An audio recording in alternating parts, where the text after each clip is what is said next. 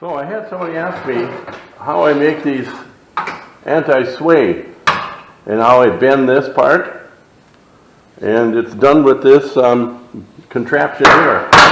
This is it was a 12-ton press that I got, or pipe bender that I got off of I think Harbor Freight, and I just installed this 20-ton jack in here, which runs off air.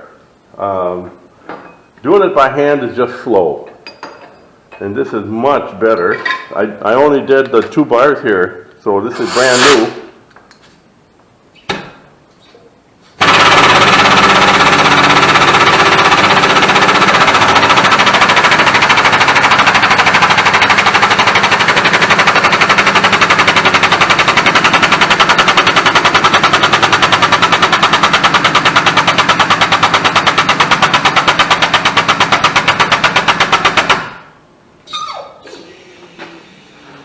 So it was slowing down because I got the air compressor turned off.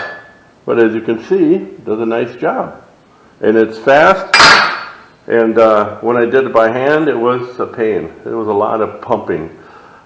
This is really slick. And I use it to bend the fender brackets too. And those are just tedious.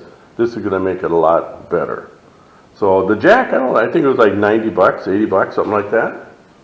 Well worth it. It just slipped right in. I didn't have to do anything. I did tack weld it just so it stays in there. And then I made up, I don't know if you can see it here. I just made this little handle thing here for the valve, so I don't have to use the pipe thing, which is always in the way, and this really works kind of nice. That's the only modification I did.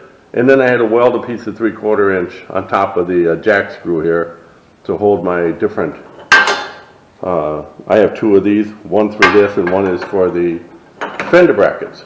So another little time saver.